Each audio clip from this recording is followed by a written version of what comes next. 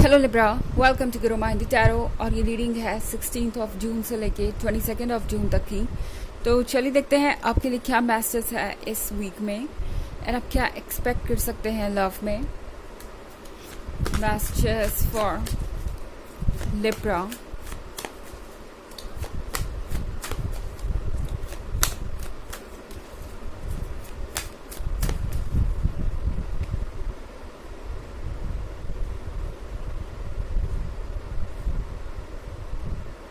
Daughter of Knives,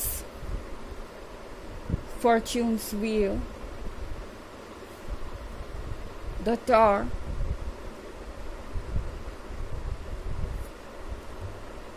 Two of Scepters, and the Devil. Okay. यहाँ पे मैं the devil का कार्ड देख रही हूँ। आई थिंक आप किसी ऐसे पर्सन से डील कर रहे हैं जो अपनी आदतों का गुलाम है, जो अपनी आदतें छोड़ नहीं सकता एंड बहुत ज़्यादा एडिक्टेड लगता है किसी चीज़ से, बहुत ज़्यादा ये पर्सन आउट ऑफ कंट्रोल है। हो सकता है आप किसी थर्ड पार्टी सिचुएशन में हो। चूँकि यहाँ द डेविल का कार्ड है तो यहाँ पे ऑफ कोर्स कोई बीच में आ सकता है आप दोनों के। और अगर ये किसी थर्ड पार्टी सिचुएशन के बारे में नहीं है आपके लाइफ में, तो यहाँ पे ये हो सकता है इनके मन के अंदर की फीलिंग्स के बारे में, लस्ट के बारे में और इनके एडिक्शंस के बारे में। एंड ये चीज़ें शायद इस रिलेशनशिप को और ज़्यादा कॉम्प्लिकेटेड बना रही है। इनका अपनी गलती को बार बार रिपीट करना, इतना ज़्यादा केयरलेस होना, ये सारी चीज़ें आपको सोच में डाल देगी। ओके क्योंकि मैं डॉटर ऑफ नाइफ्स के साथ देख रही हूँ कि आप में से बहुत सारे लोग ऑलरेडी बहुत डिफेंसिव हो चुके हैं। डिफेंसिव होने से मेरा मतलब है कि आप में से बहुत सारे लोग शायद अब इस पर्सन से डील ही नहीं करना चाहते। आप कई बार इस चीज़ से गुजर चुके हैं, इस पेन से गुजर चुके हैं। हर बार इन्हें माफ़ कर देना, हर बार रेड फ्लैग को इग्नोर कर देना और फिर भी हर बार उसी सिचुएशन में बार बार खुद को पाना, हर बार इस पर्सन का सेम गलती को रिपीट करना आपको काफ़ी थका चुका है। इनफैक्ट मैं डॉटर ऑफ नाइफ्स के साथ देख रही हूँ कि अब आप डर रहे हैं दोबारा इस पर्सन को ट्रस्ट करने से। इस बार आपका सबकॉन्शियस जो है आपको वाकई में बहुत अलर्ट कर रहा है, आपको वार्निंग दे रहा है। इस बार अगर आप चाहेंगे भी कि इस पर्सन को आप माफ़ कर दें या जो भी हुआ इग्नोर कर दें और आगे बढ़ जाएं, तो भी चीज़ें आसान नहीं होने वाली हैं। डॉटर ऑफ नाइफ्स के साथ आपका सबकॉन्शियस, आपका हायर सेल्फ, आपकी सोल आपको आगाह कर रही है उन चीज़ों से जो दोबारा रिपीट हो सकती हैं।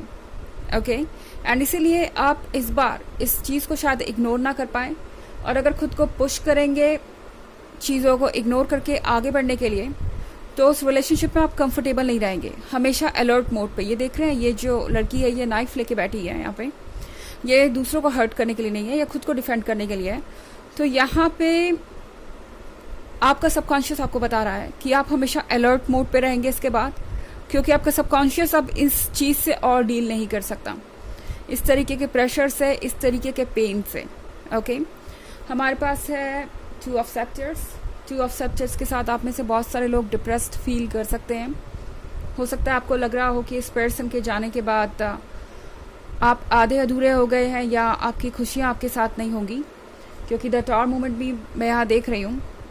तो फाइनली यह है एक सिचुएशन से निकल भागने के बारे में, या एक सिचुएशन को पीछे छोड़ के आगे बढ़ने के बारे में। ओके इस टावर के अंदर दरअसल आग लग गई है, एंड मुझे लगता है यही टावर आपके केस में यहाँ भी अप्लाई हो रहा है। ओके यही सेम टावर पीछे है बैकग्राउंड में। ये पर्सन यहाँ से बहुत दूर आ गया है, एंड टैरो आपसे कह रहा है हिम्मत कीजिए। ओके पहले ये पर्सन ये रियलाइज़ करता है कि ये जो टावर है इसमें आग लग चुकी है और अब ये खतरे से खाली नहीं है। ये टावर आपके रिलेशनशिप को दर्शाता है, जिसमें शायद आप बहुत टॉक्सिसिटी झेल रहे हैं। ओके ये जो फायर यहाँ पे है, इसकी वजह से जो स्मोक है वो आपको सफोकेट कर रहा है। मतलब मैं डिस्क्रिप्शन दे रही हूँ इस कार्ड का, मेरा मतलब लिटरल सेंस में नहीं है। शायद आप में से बहुत सारे लोग टॉक्सिक फील कर रहे हों, या आपको ऐसा लग रहा हो कि इस पर्सन के अंदर की नेगेटिविटी आपके अंदर भरती जा रही है, आप बहुत ज़्यादा सफोकेट कर रहे हैं। द टावर आपसे कह रहा है कि आप यहाँ से निकल सकते हैं, अपने करेज को पहचानिए। ओके व्हील ऑफ फॉर्च्यून आपसे कह रहा है कि ये जो चीज़ें हो रही हैं वो दरअसल आपको एक नए फेज़ के लिए तैयार कर रही हैं, क्योंकि व्हील ऑफ फॉर्च्यून जब भी किसी रीडिंग में आता है कोई ना कोई शिफ्ट, कोई ना कोई चेंज उस पर्सन की लाइफ में आता है। एंड फॉर्च्यून्स व्हील आपको समझा रहा है कि ये चेंज आने का वक्त आपके लाइफ में आ गया है और इसीलिए सारी चीज़ें हो रही हैं, तो आपको इससे कोप अप करना पड़ेगा। इनफैक्ट टैरो आपसे कह रहा है कि खुद को कुछ वक्त दीजिए। अगर आप नहीं कंफर्टेबल हैं, नहीं फील कर रहे कि इस रिलेशनशिप में आगे बढ़ने का सही वक्त है, तो ज़रूरत नहीं है ऐसा कुछ भी करने की। वक्त दीजिए, अपने आप को हील कीजिए। ओके, हालांकि ये एक जनरल रीडिंग है तो ये सबसे रेजोनेट नहीं करेगी। एनर्जी रिवर्स हो सकती है अगर आप क्रॉस वॉचर हैं। इसके अलावा अगर आप पिछले वीक की रीडिंग या ईयरली रीडिंग देखना चाहें तो उसका लिंक आपको डिस्क्रिप्शन बॉक्स में मिल जाएगा हमेशा की तरह। चलिए आगे बढ़ते हैं।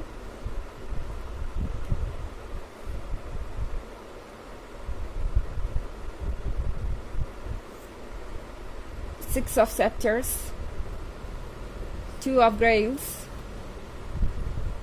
Prince of Skulls, Justice and Seven of Knives. Okay, तुम्हारे पास है Six of Scepters. Six of Scepters के साथ दरअसल आप इस सिचुएशन में बहुत ज़्यादा स्ट्रांग है। ओके, आप जितने परेशान हैं उससे ज़्यादा ये पर्सन परेशान है, क्योंकि उनका खुद पे कोई काबू ही नहीं है।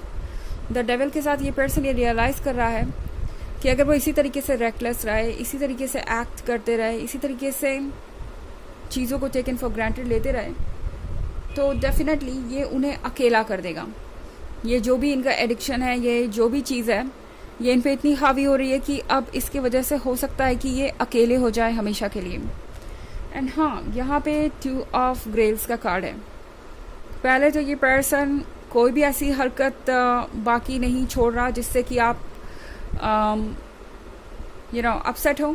ये पर्सन सब कुछ कर रहा है आपको हर्ट करने के लिए, अपसेट करने के लिए, इंटेंशनली नहीं पर आउट ऑफ एडिक्शन या हैबिट के कारण। एंड फिर उसके बाद ये पर्सन आपको भूल भी नहीं सकता।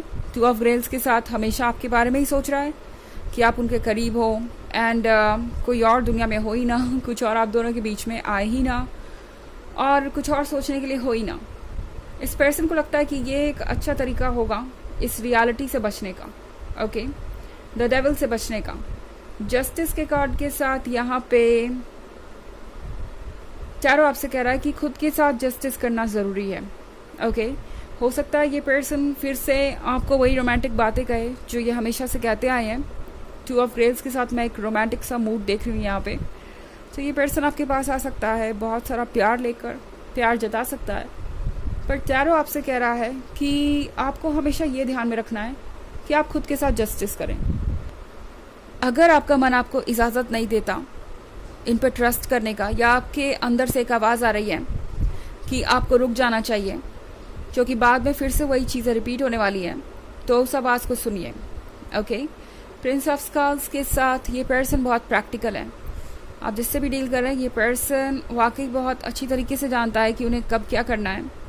एंड ये भी एक वजह है कि इन्हें बहुत कॉन्फिडेंस है कि दोबारा आप इनकी बात मान ही जाएंगे या इस रिलेशनशिप में आ ही जाएंगे, रिकन्सिलिएशन हो ही जाएगा।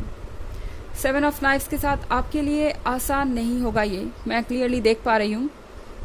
एक तो आप हर्ट हैं, अभी भी पुरानी बातों से उबर नहीं पाए, और दूसरी ओर ये सब, तो आप पीछे मुड़कर देखेंगे बार बार। आपके इमोशंस जो बचे हुए हैं इस पर्सन के लिए, वो आपको शायद इनकी बातों पे ट्रस्ट करने को कहें, बट आप चाहे जो भी डिसीजन लें, ये आपका चॉइस है, आपका रिलेशनशिप है। बट जस्टिस का कार्ड आपसे कह रहा है ये हमेशा याद रखिएगा कि खुद के साथ जस्टिस करना ही आपकी सबसे बड़ी प्रायोरिटी होनी चाहिए हमेशा। ओके, चलिए देखते हैं आपके लिए ऑरेकल मैसेज क्या है।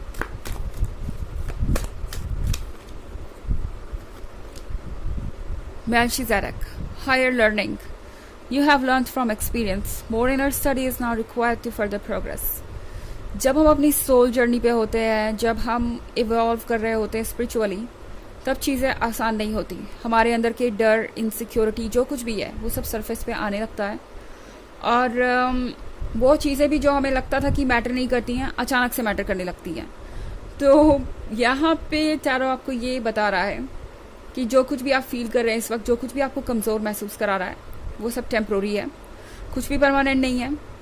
आपके लिए ज़रूरी है ये ध्यान रखना कि आपने पास्ट से क्या सीखा है। Okay, you have learn from experience. अपने एक्सपीरियंस को बिल्कुल भी इग्नोर मत कीजिए कोई भी फैसला लेने से पहले। अब बस अपने मन की आवाज़ सुननी है। More inner study is now required to further progress. अपने मन की आवाज़ सुनिए और फिर आगे बढ़िए। तो ये थी रीडिंग इस वीक की। आई होप आपको अच्छी लगी होगी। Thanks for watching. Till next video, bye.